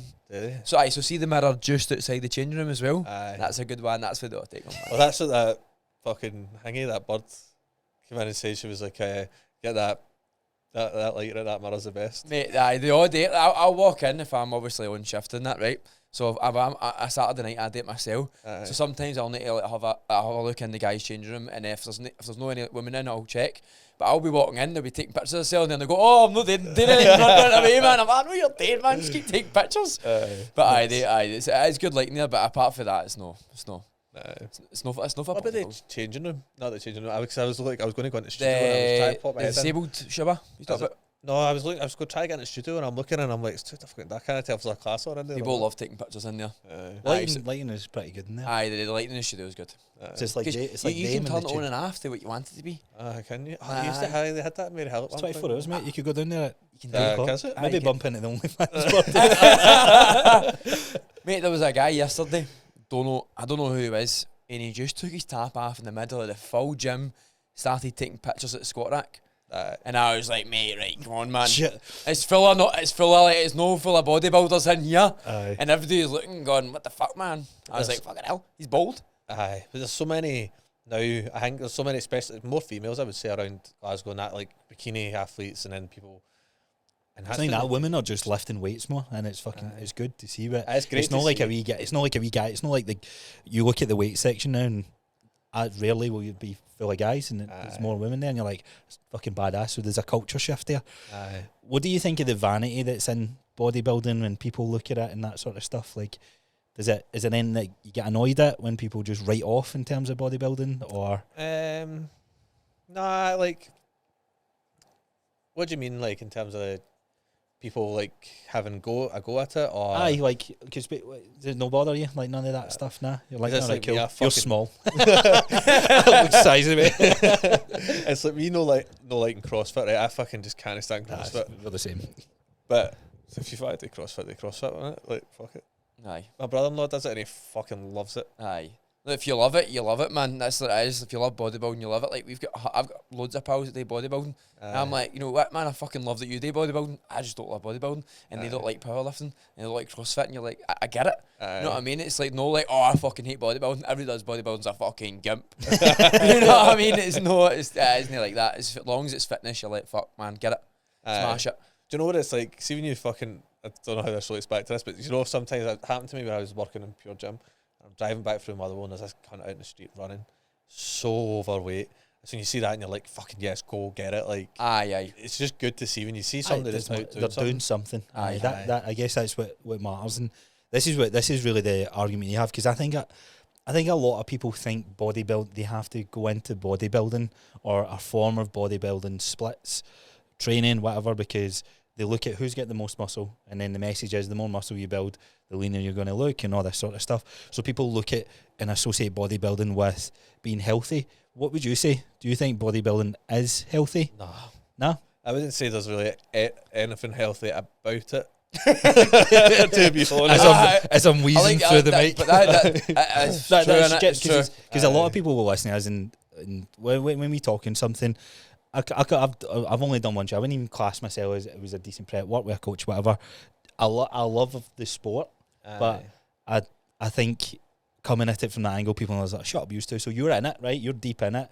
What's some of the things, like, why would you say that then? Well, there is a point where you're like, see, as I'm saying, I was going through that stage in 94 kilos, and I felt fucking great. Like, that was probably healthy, a nice place to live. I wasn't too heavy. So I was comfortable. I could fucking move and everything. So that was great. But at this point, I'm now, as I said, I'm struggling. Not struggling, but when I'm going up and down the stairs, I'm out of breath. See, when I come up for time, my shoelaces, my face is all red and that. And the blood's rushing to the head. Like daft things. If there was a shooting you when they run away for you, be one of them that's going to be caught. Oh, just kill us. Fuck it. I can't be arsed running, man. Somebody, one of my clients, the bird I was in with yesterday, she was like, oh, why don't you come and try my jiu-jitsu class? What? You've got this. You see this? This is just for the mirror. I'm scared to run. Like, one of my mates over in Dubai, Chris, some guy hit his car, right? He got and started chasing him in the street. He ran about fucking 10 metres and pulled his hamstring. It's not for me. I'm not running. There's too much muscle mass behind this. So it's interesting you do have that view, because I think a lot of people think that that's the answer for their health and fitness. So being in that space, are you attracting a lot of people who are wanting to do bodybuilding, or is it more because it's transformational, isn't it? It's like before, like your advertising obviously is like not in bad shape, but you're not happy with yourself, and after it we're going to get you lean, we're going to get you more muscle, whatever it is. Is there bodybuilders that you train, or is it more like that? I don't coach any bodybuilders. The only person I've even coached I've got a few guys in like really good shape. Yeah. Where they're down really, really lean. But the only person I've kind of coached is myself to kind of towards that direction. Yeah. I would like to at some point work with guys who want to compete. I think it'd be quite good. But also, like my ex Amy, I'll go back and use her as an example. She's got a load of clients, right? All bikini competitors, all of them. Fuck me, it's so stressful. I would imagine, it's a total different ball. So dialed. Like, you need to be on them a lot more than your lifestyle clients, because you're trying to get them in much better condition. Because if they come back and say like, oh, I went and fucked up at the weekend, like one of my clients goes, oh, I fucked up at the weekend. I go, what are you talking about? You fucked up? Cool. It's different, you had to get back on it. Did you enjoy your pizza? Aye. Exactly. Who were you with? I was with friends. When did you see them? Not seen them in ages. Well, that was healthy thing today. Don't be the guy with chicken and rice at the meal. But you do that, Cal? Aye, but I'm. That's what I would imagine. Is that quite a hard conversation to pivot, or is it more done in a jokey way and bit of banter? Nah, it's more like. It's just more a jokey way. Like, I don't see if I'm going to, unless if I was on prep, I probably just wouldn't go out. You need to make sacrifices and at that time, but see the now, like, I'm going to go and have a curry. Like, I'm not going to sacrifice. So you can still go and enjoy yourself, and there's no need to be constantly fucking dialed. Putting weight on or in a kind of maintenance phase, and why not? Like, I think that's what people get so wrong about everything. Bodybuilding doesn't matter what you're doing. Maintenance phases are where you'll enjoy life the most. You know what I mean? If you're just want to enjoy life, maintenance is the phase. You're not building too much. Well, you could probably build a wee bit of muscle, but you're just sitting at a nice weight. You're enjoying your food. You're not eating too much. You're not eating too little. you're enjoying everything else, and then you go, right, I want to build muscle, I want to lose a wee bit of body fat. That's where it becomes a wee bit harder. But I say that to my clients, I'm like, enjoy the maintenance, enjoy it. And they're like, this is fucking great. I'm like, I know it is, but then we'll go back on to whatever phase we're going into. But I'm like, how good was that? You want to get to a point where you can enjoy that for a wee bit longer the next time. Stay there. You know what I mean? What's the biggest difference with how you're training your clients then? What's like the commonalities compared to like what somebody would think? Like, oh my God, look at that transformation. That looks amazing. They must have been in the gym 6 days a week and they realise, actually, it's 3 days a week. Believe it or not. So that's what I tell people when I'm getting them on the consultation call and I'm like asking them questions. I'm like, the worst thing that can happen is somebody comes, I'm training 6 days a week and I'm eating fucking 1,400 calories. You just go, oh, fuck. We've got an uphill battle. We have a problem. So like, I'll say to them when I go on the call, a lot of my clients are like, I've had a lot of guys recently, especially, I've never actually been in the gym before. It's just fantastic. So I'm like, right, great. Let's Newbie gains. We'll train, I'm like, you can train 4 times a week. We'll do like full body like for the first fucking 8 weeks or whatever before we even look at changing it. And you'll be like, hit everything enough time to make fucking massive gains in that time before we need to look at it. And nutritionally, aye. Like, it's fucking class, isn't it? Aye. So, like, that's a good thing. Like, so obviously you're in bodybuilding, you've been in bodybuilding, but you're still in full body with your clients. And we try and get that across to everybody. Like, you do not need to do these mad splits, especially at the start of your journey. That guy came into me and he was like, I want to train 5 times a week. I'm like, mate, you don't even train once. And I was like, I'm going to get you doing full bodies. He's like, I don't really want it. I was like, I'm not the guy to work with then. I was like, go and get somebody else train you 5 times a week and do mad splits. And I was like, that's what you need. 3 or 4 full bodies a week. And if you've not trained or it's been a long time, you're just starting, you will make mad gains at the start. Aye, exactly. You know what I mean? It's like being on a cycle, honestly, because you're like, how? Because if you're doing, do you gear people towards compound lifts and that, or do you? Because I always find like we had Jay and he's a fucking, he loves the sport, right? He's just about to go into like bodybuilding and that, but squatting and deadlifting, he's like, I'd rather do like he does compound movements and that, but do you focus around compounds or is it more? So I'll try and get like compound movements, deadlifts, squats, bench press, even standing military press, stuff like that, and I'll put that. I'll try and obviously have it mixed through 4 workouts max a week for them, especially at the beginning. And then just have the big lifts in it, and then just smaller. I try and go for machines as well. Like if they've done a bench press or a deadlift or something, I maybe do like a chest press machine, rather than something else that's going to be fucking really hard and heavy. That's a bodybuilder in you, into it. It's like, I need to get it in. I sometimes add that in as well. Don't worry. But things like that, because people do. I think people just. And I didn't, do you know something? I didn't start doing my programming like that till maybe 3 years ago. I was giving them mad splits where I was like, chest, shoulders, back, legs. Then that's all we know though. That's how we all learned it. That was the initial. That was how everybody trained, or you thought everybody trained. I'll need to show you. Start getting into it. I'll need to show you. I got Gillian she got a job like 6 years ago, a new job, and I got her a wee book, and I wrote a workout program in the back of it. This is before I was a PT, right? You should see this workout program, mate. So there's a leg day. Twice a week, Smith machine squats. There's every fucking leg machine there and in the gym. And then the 5th day, this is Gillian, 52 kilo arms. 45-minute arm workout with 25-minute Stairmaster. And I'm like, I wrote that. I was like, what the fuck? But you're constantly learning. You're constantly learning. When it comes to like the mindset that you've got just now, to do bodybuilding, it must be hard to balance the business as well. Maybe not at the stage you're at just now, but in a prep, I'd imagine it's. I'm not sure how that's going to go, because the last time there was no focusing on online when I did the prep. If it detracted too much, so for the competing anyway, as far as it goes, I probably will. I'm nearly 30, unless I have miraculously win a pro card next year. Oh fuck! I'll do a pro show. Any money? I'm done. If I can, I would like to place at a show. If I could do first, I would be buzzing. They're never even placed, so I can do that. That's it. I'm done with competing, so I can just focus on business and life and get myself set up. Because when you're training hard, like training other people is hard. Because you get extra brain fog, and you're so focused on your own training. Sometimes you're like, oh fuck, I forgot to do that for them. And when you're in the session, sometimes if you just trained hard not long ago, like, you're not the same person for a wee while. You know what I mean? You're like a wee bit empty. You're like, oh, I've not got as much energy to talk to you. That's how I feel anyway. It's that mental energy you need to keep up to even listening to the conversation, because sometimes they're talking at you and you're like, aye, and then you're like, what did you say? What did they say that. You're like, I'm starving. I'm need fucking food. hungry. That is crazy. So we spoke to Jay about this, and I'd love to your take on it. Before and after pictures, right? So it's one of the go-to marketing moves. What's your take on it? I love a good before and after picture. Aye. But so this is a funny story. So on one of these group calls on M10, right, there's this guy, who's an Indian boy, and he was like, it was a problem that came up, and he was trying to get an answer for off of one of the performance coaches, and he's like, oh, I've been telling this girl she has to send me the pictures again. She's not done it in her underwear, and they're not far enough away. And I'm like, what? Aye.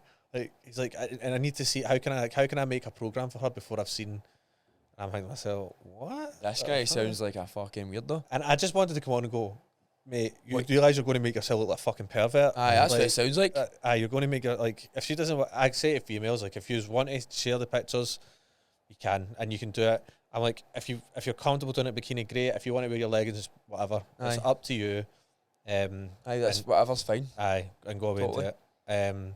With guys, it's a bit less an awkward topic, right? Get your tap off. Aye, get your tap off. And Get none of them have. They all have Get your fucking dick out. So you use it. So that's obviously it's seen as like a good marketing thing. What do you think in terms of the obviously a lot of people, majority society, especially in the UK, is overweight and fucking going down the obesity route, and a lot of people don't work out and don't get into health and fitness. And the conclusion we've came to before is, I think, is a lot of people will see this big uphill battle of amazing fucking transformation or people in amazing shape. Do you think it deters them from that journey, or do you think it actually inspires them to go into the journey? I suppose I think it could go different ways for different people, because some people Absolutely really look at that and go, fucking, that's incredible, I want to do that. Aye. So many people get so much self-doubt. And I was like that when I started. I never thought I was going to be able to get a fucking six-pack when I was 19 and overweight. And it wasn't until, like, when I tell people I was going to do that, and they goes, nah, you're no. My mum and dad laughed at it when I said I was going to get a six-pack. I remember that was the story that people were laughing at. He was like, "Aye, shut up, Callum, you're not doing that." Fucking watch this. Mate, do you know what? That's started my journey into becoming better. Last year, right? Oh, no, last year, 2021, I was like 63 kilo. And I was doing mad shit in the gym. I was like, I'm going to get in the best shape of my life. Like, I'm going to be a different person. And cunts were laughing at me because the weight I was lifting and what I was doing in the gym. I was like, I'll fucking show them. I'm stronger than them all now. Do you know what I mean? And like, I'll always remember. I won't always remember that and go, fuck you. But that's what drove me on. And like, see if somebody laughs at you for something that you say you're going to get. That's more motivation than anything will ever do, mate. Especially if it's people close to your mates or family. And they're not even meaning it in a bad way, but you're like, I'm fucking going to show you, man. Aye. Like, and that's some motivation, man. I'll think people, that for the rest of my life. Aye, but people in that same situation definitely get that, and they're then like, you're right. Aye, they won't do what we done. They'll go. What do you think makes up the? Because you can go down victimhood, but what do you think it? Because I don't think a lot of people would do what you have done in that scenario. I'm going, you know what, I'm going to fucking show you. I think a lot of people hear that and like, fuck, start doubting themselves more. So what do you think makes up like the mindset of that? That's actually, It's a hard question, isn't it? Because this is at a young age. This is, you both feel like, what age are you at this point? I was 24. So maybe a bit older. So for yourself, this was like, what, 19? Aye, so, and we're still young, we're a wee bit immature, and we're like, no, you know what, I'm going to fucking show you. I think as well, though, if you could show someone before they did it, that it actually can be done, I say easily, it can be done more easy if you've got that, not even necessarily say guidance or a coach there, but if you've got, you know how a structure, and this is what I need to do next, and this is what I need to do next. Aye. And just accept that it's not going to happen tomorrow. That's what it is. It's a journey, and it's going to take a bit of time. Aye, it might take a year, but this is how you're going to do that year. Aye. You know what I mean? And that's how you're going to get to the goal you think you want to get to. Aye. You know I think people also have that, fuck, I'm not going to have a night out. I'm not going to be able to go for my dinner. They don't understand. Super restricted. I think it's got to be super, super restricted. They can't do anything with their life. Aye, if they understand it, I can still do this and still go out and still enjoy myself. Then they're more inclined to go, I'm going to fucking get at them. Aye. Well, you need to enjoy it as well, isn't it? If it's going to be miserable, then have you got a lot of clients that you work with? Do you know where that you don't work? Sorry, clients that you've worked with in the past that you don't work with now. I'm going to pee. Are you? Cool. Enjoy, mate. See you later. And you don't know where they're at now. Like, have they managed to keep up with their health and fitness, or have they kind of reverted back to old ways? I've got a few clients. You know, it's like sometimes you get the clients that have been listening to you and kind of didn't make much progress at all when you were with them as well, and they're the ones I tend to see that are still kind of in that same position now. I can't think of any clients that I know. I still speak to most of them, or I follow them on social media, ones that I've seen before, that went and really regressed. Most of them have kept it going, but some of them have worked with different PTs since I've left and stuff like that. I've got one client, Lynn, right, or my old client, Lynn. We always meet up when I come back, and she was messing with me. We jumped on a Zoom 2 weeks ago, and she was like, I want to do this online coaching. I was showing her through the app, I was showing her through sheets, and she goes, I don't want to fill in a sheet. I don't want to track it in a meeting. I don't want to look at it on MyFitnessPal. I don't want to do this, I don't want to do that. I goes, and if I can't, like, see what you're doing, I can't coach you, like, I can't just, it's not going to work. I was like, look, let me help you pick a PT. Because she'd worked with some other guy, she'd made unreal progress with me, she made fucking unreal progress when she was with him, and now she's moving on to do this girl. And I was like, at that point, I'm like, let me help you pick somebody else, somebody I think worked well for you, and you fucking got on with them. But there had to be so many other things in place, like it had to be in David Lloyd's and Hamilton. Yeah. She will not go back to Pure Gym, she'll not go to any other gym, so it was like that. But I went off there. I don't think I've had anybody that's really regressed. No, I think what you said there, that's quite powerful, because there's a lot of ego in PTs and coaching into it, and it's as if we're all trying to fucking impress each other and outdo each other with our content, but the people we're trying to help is just people, like you said, these average Jill and Joes, and people just want a better lifestyle for themselves. They don't want fucking an advanced physique in terms of competing or any sort of crazy bouts. They just want to feel better and that sort of stuff. So that's all I thought with online coaching. A lot of online coaches can get a wee bit greedy with, and I thought this was, but the more online coaches I speak to, it's like, no, if I feel that client is going to be better seeing people one-to-one because they don't know how to deadlift and that sort of stuff, they could watch a video, but they're better spending their money with a one-to-one coach and then coming to me if they feel they need to, if they haven't had success with that one-to-one coach. But there's shitty one-to-one coaches out there, like any profession, but majority of them is going to be able to teach you how to do a goblet squat, how to do a deadlift, and then from there, that's the skills you need that you can then take it with. Aye. When you're choosing a good PT, what's some things you look for your clients? So, the girl who I chose, she gave me the list of the PTs in that gym, and the girl who I said to go to, I knew for Pure Gym, she was quite a switched on wee girl at the time. She was always, her training was good, she trained hard. Apart from that, I didn't really know much about her. Aye. But I think if you're in the gym, you'll see it as well whenever you're in the gym, and it's classic Pure Gym PT thing. People are on their fucking phones, not paying attention, bouncing about in bars. And I used to do that, by the way. When I was in Pure Gym, I used to sit. Yeah. That's what I'm still. See, to be fair, the client that I had, we got it was a relationship. It was just a chatting relationship at that point. Aye. Do you know what I mean? And you don't. I've realised I don't want anything to get that ever again.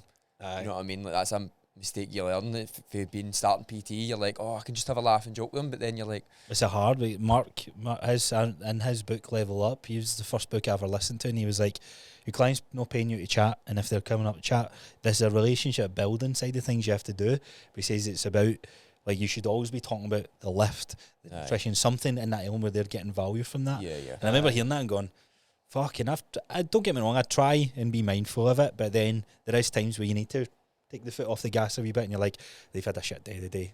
You talking about their nutrition, isn't he going to help them? No, they don't give a how's fuck. things? They've just, whatever it is that's happened in their life, and it's where coaching goes beyond actual personal training for lifts and nutrition and that sort of stuff. I think especially I've got one client now who's got a little bit of mental health issues, and so when he comes in, fucking some days at work, man, it does like vent, and we have a good chat, and it calms it. He fucking goes away, and it does calm him down, and you can tell he's feeling a bit better.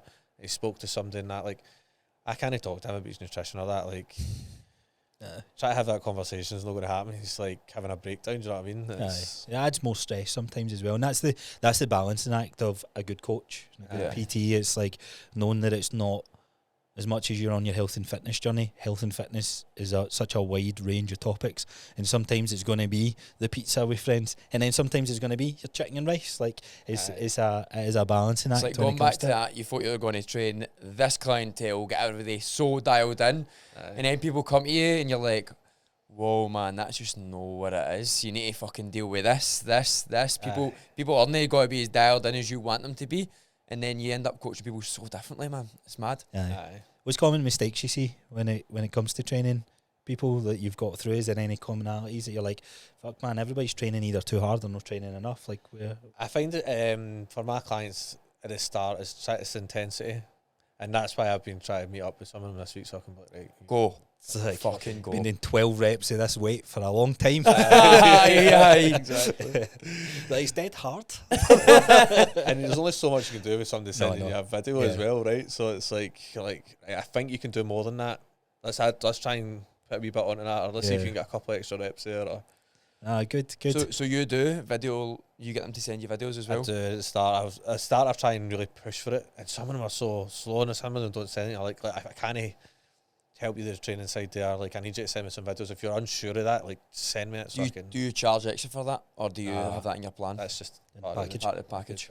Aye, no, I get that. I know how people structure their price can be a wee bit different. So what's next for you then? A wee bit more. Are you going down the route of pivoting then, away from the one-to-ones? Are there some difficult conversations you're going to have? Especially the guys doing 4 a week. I know. He'll fucking kill you, mate. Do you know the problem with him is his timing. But I do want to pivot away from it.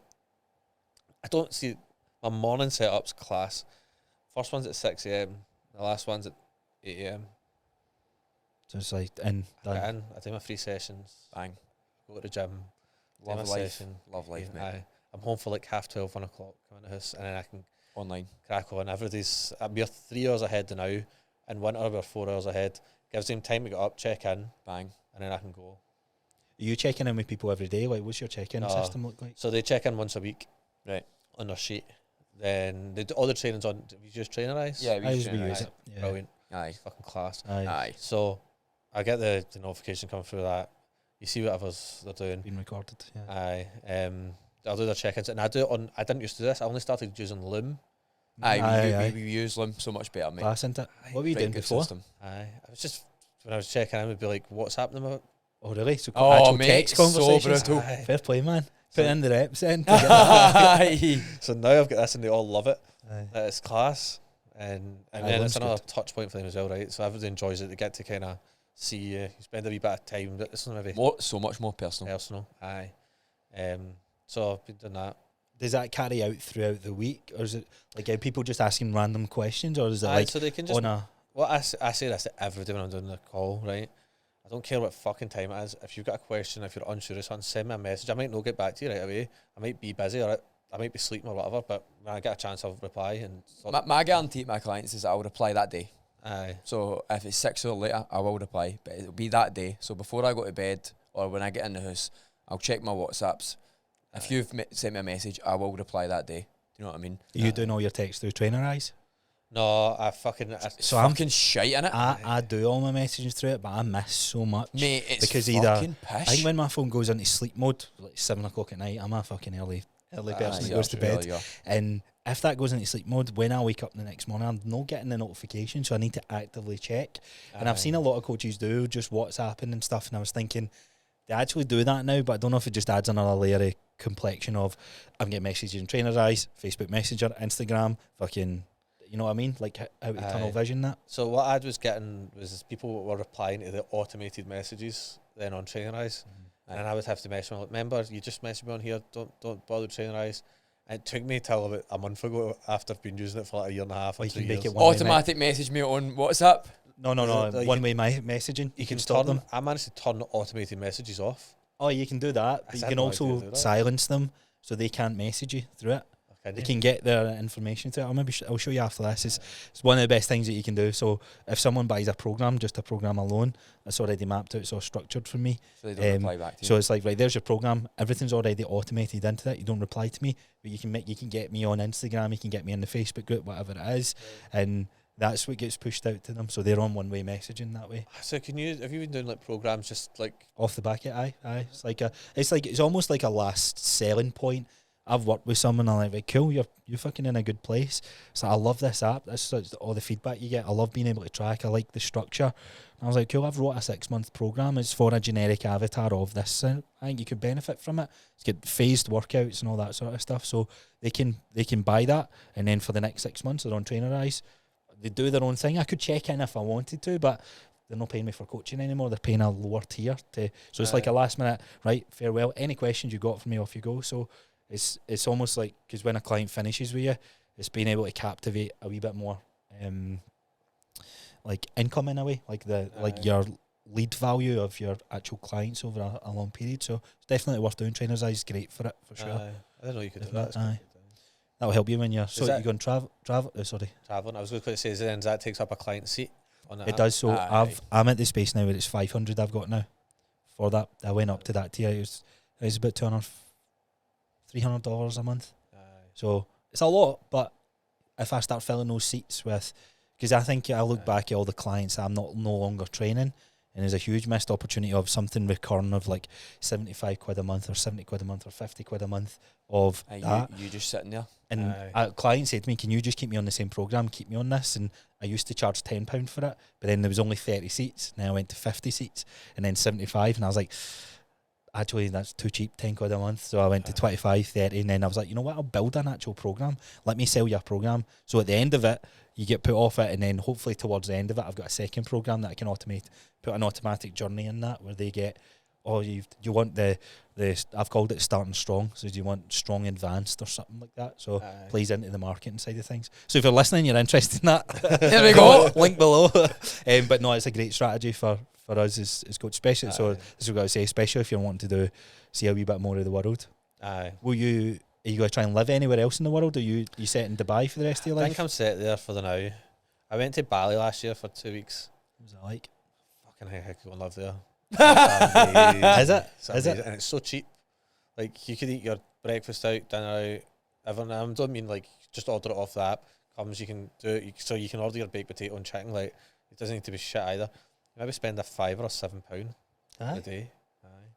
Give your fucking. There you go. There's your place. Man, I'm ready. What Getting on. And you've got your wee fucking moped just cut about and that. It's so chill. It's fucking class. So you go try the Thailand side of things for a wee while first? We're going to go there just for potentially 2 weeks. I'm hoping to maybe push it a wee bit longer if I can.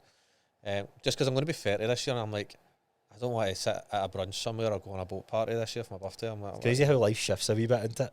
That's what, full honesty, full transparency, that's what puts me off Dubai in a way. Because what I see Dubai is boat parties, beach clubs, and I'm like, I don't fancy that anymore. But then, like, hearing you speak about the actual lifestyle factor and all that sort of stuff, is it challenging with the heat? The winter is amazing, right? So the winter, see, when I finish my clients at 9 a.m. in the winter, I don't go straight to the gym. I drive to the beach first. Right. I grab a coffee, and I can do like 5,000 steps, and it's like 20 degrees. It's nice. So it's what? 20? It's all right. And 20 degrees in winter. It's all right, isn't it? And what is it just now? For 45. 45. What does that feel like being outside? Like, can you be out like You can, but you're just like, if I go into is that's how you're blowing out your ass going upstairs? It's not the way, mate. It's the heat. So you're walking about it's like you're walking through a shower, man. You're just, after 10 minutes, you're just sweating. So then you go home, whatever you wait, go out in the evening when it starts. It's maybe 36 degrees through the night. But then you walk outside in the darkness. It's like you walk into the mist. It's just wet. Oh, is it? You don't see it in the street. Then it's weird. It's just the humidity. It's just fucking. Ugh. There's I forget the boy's name. There's an coach out there, and he does burpees outside and that. You know what I'm talking about? Joe is fit, maybe. No, what's his name? Have you ever met any of the big influencers out there? I remember I was just assumed that Larry Wheels was going to be a cock, right? And obviously I know who he is. He's no idea who I am. The first time I see him, I walk into the gym and he just looks at me and goes, "All right, man, how you getting on?" I was like, "Aye, sound." He's really nice. I mean, I've never really had a conversation with him, but he's like, he's just so open with everything. Personal, nice guy. Like, that's it. And that was the only, as I said, I've never had a conversation with him, but I was just so shocked taking back because I don't know why, I just thought he'll be a bit of a cock because he's so famous, but nah. That's actually quite. That is mad to hear. I wouldn't have thought. I don't know what I thought it would be like, but no, open with everybody. Just like random people. That's happened. He wouldn't have said that to me. Was it? I think I must have been probably staring at me. He's probably just seen me and been like, "Alright, mate." Like, He'll know that everybody knows who he is. You know what I mean? And then I was like, so I don't know if you know James Hollingshead. He's the guy from London. No. He's like just in the British bodybuilding scene. He's like fucking hardcore. I like seen him as well, and like. He was the one I fanboyed over. I was going to say, have you fanboyed over anything? So I was like, I waited till he was finished training. I was like, can I get a picture, mate? so there's a big breakout area in that gym as well, which I always see. So you obviously get like, I don't know, like try to get in the zone to train legs or something, and it's like this big fucking lounge. There's like upstairs and wherever that is. There's fuck me. You were lying down one time and I was like, what kind of fucking gym is this? There's most of the gyms like that, they've got like just big bits like overhanging balconies. You got pool tables and that, couches. Sounds class, isn't it? You know. But in Benoist, right, they've got 1, 2, 3, 6 restaurants, I think. A barber's, 4 nutrition shops, a clothes shop, and the gym. Like, it's fucking. It's nuts, isn't it? It's mad how all these businesses make money. whatever money. You can't. No, but like just like you say, like so you were saying before we started recording there that your apartment block's getting bought over and it's getting turned into a hotel. So a lot of wealth going into Dubai. Cities becoming bigger and all that sort of stuff. Well, that said, there's so many people are still moving over and more people coming every year. And I don't follow any news, any shit like that ever. But I think whatever's happening in Russia and everybody leaving there, all these fucking rich Russian people are apparently coming over and they've bought so much property, so they. Oh, really? Interesting. So it's climbing up a wee bit now, but apparently some of the clients now that I'm speaking to that are more into that sort of shit and pay attention to it are reckoning we're going to come for a crash at some point, so I'm hoping when the time's come for me to move, things are just going to go jackpot and our 10 grand apartment complex for me, sorted. Is there any places in the world that you would go to next then other than Thailand, or is it just... I've always wanted to, in my head, when I've grown up, I was just always thought, I want to live in America, like California or something like that, but I just don't know how realistic that is, especially... Well, I think anymore. I think that California and that time's kind of done, like LA, you know, that. I feel like... to be, I don't know. It sounds like such a nice idea, but I just don't... I don't even know if I would really enjoy it when I got there. I think America's so vast, isn't it? Like, even like LA, it's a fucking huge place. Like, people go to LA and you think it's going to be like Dubai or like round about here, but it's fucking everything's still so spread out. You know what I mean? So if you want to get to your pals, you're still 45 minutes away, an hour away. Like, what the fuck? But the ironic thing is, everybody's going to like Dubai. Dubai is a hot spot just in Australia and all that side of things. Do you feel that when you go to these places, you're like, you kind of ruined a wee bit and you're like, what's next now? Like there's a 4.5 years of being in the same place. You're like, this is all right. This is all right. You do get spoiled, right? So when I got there, I'm like, fucking hell, I don't need to get out my car to fill the petrol up. The wee guy at the pump does it for you and puts the card machine in my window, so I tap my card. See, now I don't even bother fucking going to the petrol station. If I want petrol, I just park at my front door and I don't put my car in the garage. I leave the petrol cap open and they come and deliver it, and it's the same price as the petrol station. That is insane. So, you're ruined coming back here like, where's the wee guy? Mate. Where's your fuck? Where's my service? So it's different type of luxury then that you're living in. So what would you say? So can I finish on this point? Somebody's on the fence we going. What's your advice? Like somebody's like stuck in their corporate job or like stuck in doing what maybe they love as well. If you want to date it, I would fucking 100% go for it. Like, it's the fucking best thing I've ever done. The first year I would say was fucking terrifying and hard. Second year was a bit hard but not scary, and then once you start to find your feet with something, don't you? You start to kind of build, right? You've got clients and you can start to kind of, it gets a bit easier and easier as you go with that. It's scary at the start, but best fucking thing I've ever done. I'm good. Let's go. Career-wise, is there a lot of career opportunities? Like, did you have a plan B? Like, if this coaching shit doesn't work out, I'm going to start selling houses. And so I looked at, right, what pipe fitting was the thing I was good at when I was my dad. That's what after the pipe, mate. Is that what's happening? Aye. So go on and I look at pipe fitting jobs, and it's what they do is they fly Indian Filipino workers over and they pay them like fucking cheap to £400 a month, something like that. So you can't do any of that. So I just thought, fuck, I need to make this work. Like, this has to happen here. But then I suppose real estate's quite big, isn't it? And I know a few boys that's went over and they're they were in property over here, but they must be obviously property, like you said, it's skyrocketing. If you can do property, if you're good at it over there, you can make a fucking fortune. As you're getting percentages of like millions. You wouldn't sell like a fucking $100 million or $100 or a Durham fucking place, and then you get like a 5 or 10% of that. You can get 5% of that. You're fucking laughing. That's your year's wages right there. Crazy, isn't it? Crazy. Well, look, it's awesome meeting you. Thanks for coming on the show and everything. And I will see you when you're back next time. Aye.